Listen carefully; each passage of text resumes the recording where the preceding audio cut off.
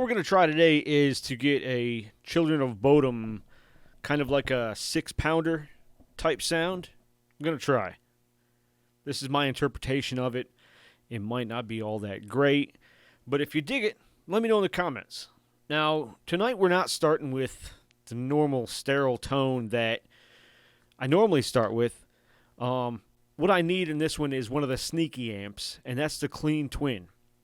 Now, if you don't know what sneaky amps are, the Boss Katana, its software was derived from the GT100, I believe. And that unit had a bunch of extra amps in it. Well, as you know, you only got 5 plus a variation on Boss Katana. So you can access those either through the FX floorboard or through any one of the 2 mobile apps. So that's what I did.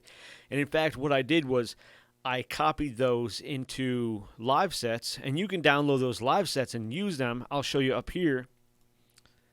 I've got Sneaky Amps 1 and Sneaky Amps 2, and these are all the different live Sneaky Amps that are in there. They're just variations of the crunch, the lead, the brown, and the clean, and maybe an acoustic in there.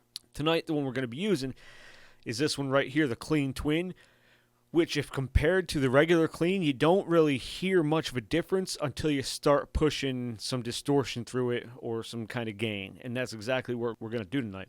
So if you don't have these live sets, I'll leave a link down in the description. You can download them, and then all you got to do is drag them into your channels like you would normally a live set, and then you drop it. It'll export it. Then come back over to editor. You'll see it's on clean. But there's internal workings there that you don't see and you're not going to hear even if you compare it to the regular clean. It's weird. Trust me on this one though. So the first thing we're going to do is we're going to go over to gain, and let's bump our gain up to about 59, 60 and really crank up the volume up to about 83. And then we're going to bump the bass up a little bit and dial our mids back just a hair, about 46. And we're going to knock up that treble about 77.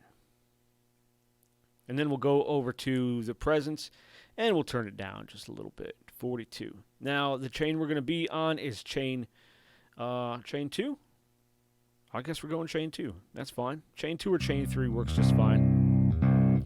And then we'll hit the booster up, because this is really where you're going to crank it up. Now, a lot of people like to use the crunch, and the crunch is great for boosts, but a lot of people like to go lead and brown, but they're a little too fuzzy in my opinion. But I like working with clean and then adding a nice fat booster to it. So we're going to add the Governor DS to it, and we're going to turn it on. And this one we're really going to crank up. We're going to crank it up to 101. We're going to put that tone at -2 and the bottom here at 11. Let's go right over here and turn on our noise suppressor. Get that noise out of there. Back over to the effects. We're going to turn this down to about 50. 49, 50 will work over here. Let's see how we're sounding now.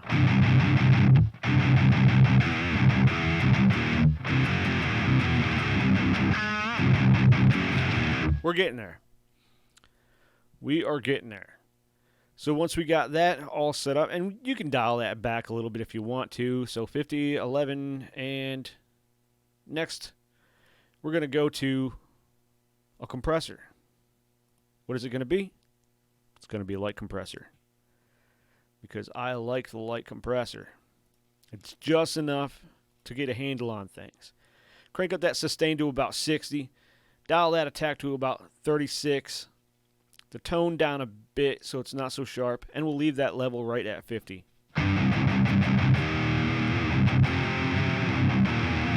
What I'm working with today as far as guitar is a Ibanez. This is actually a Geo.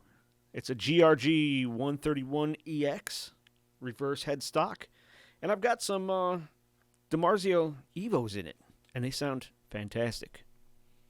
Two of these pickups cost almost as much as a guitar. But I like modding stuff, so there we go.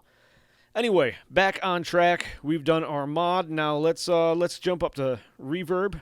and we're going to turn the reverb on. We're going to put a plate on there. We're going to jump that reverb time up to about 2 seconds, put about 13, 14 milliseconds on the pre-delay. Dial that low cut back a hair.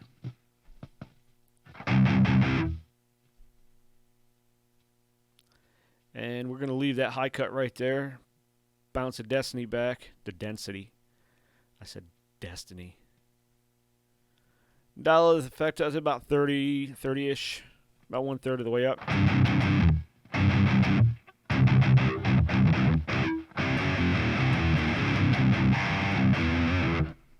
I jack that up.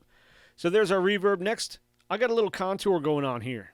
I got the contour number 3 going, type 1, and frequency shift set right at 0. It just adds a little...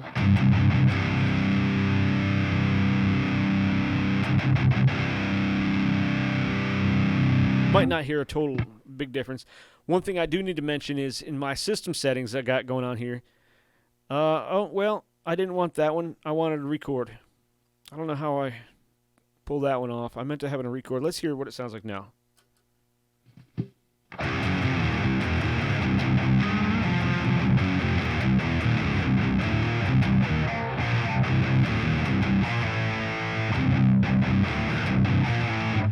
We might have to dial that back a little bit. But with the ribbon mic, sounds a little muffled. And with the dynamic mic, it doesn't sound too bad. Let's see what we sound like with a condenser. Let's leave it condenser there.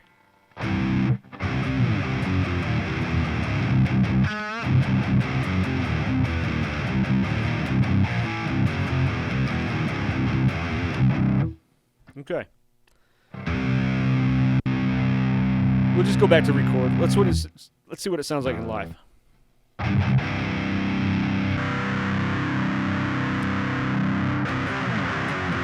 No.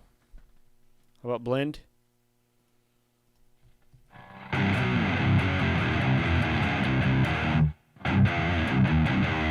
That doesn't sound too bad, but let's just hit record. I assure you this sounds a hell of a lot better through the speaker. So we'll just leave it at record. We don't have any global EQ going on right now. There's no need to because we're about to tweak the EQ.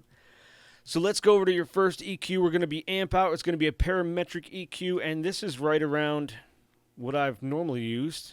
5, 6, 250. Yeah, so we're dialing our low gain at 7, our mid at -2, +5 on high mid, +5 on high gain, 4 on level, 5 on the high cut, and we can play with that a little bit too. We'll play with that one after we set the regular EQ, 250 and 40. Now we go over to the regular EQ, and we're going to be GE10 on this one. Did I turn that one on? Yes. So we're going to kind of arc this one really well here. This one's going to go down to -8. This one -6.5. At -6. The 125 hertz down to -2.5. -1 on the 250. -half on the 500. +1.5 on the 1000 kilohertz, or 1 kilohertz. On the 2 kilohertz, just up 1. Up half of 1 on the 4 kilohertz. And we're going to dial it back down -2 on the 8 and way down to -6.5, which you probably wouldn't even notice if I went all the way up and all the way down on that one. And let's just give it just a little bit of a bump here. Let's see what we're sounding like now.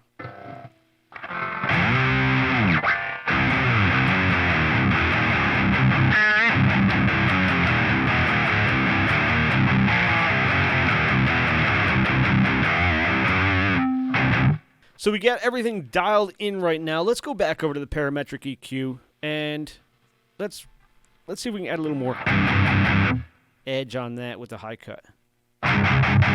Ooh.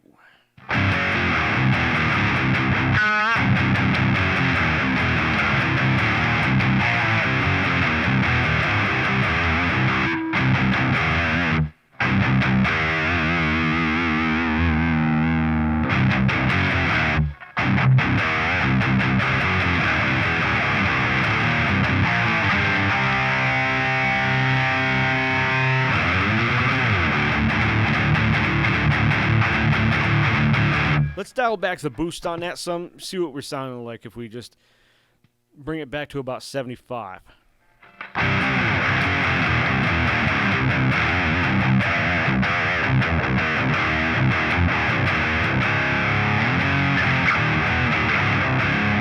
Now, like I said, this is in drop C because this song is in drop C. So we are there.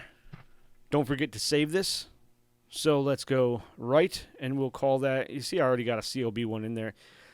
That's this one. It's just, I'm just going to call it COB2, and we're going to write it. Now let's hear the difference between those two.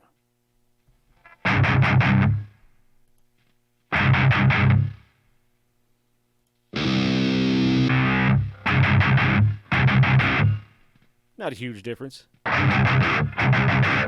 But I did make a couple of changes in the parametric EQ and the boost. So let's hit it one more time.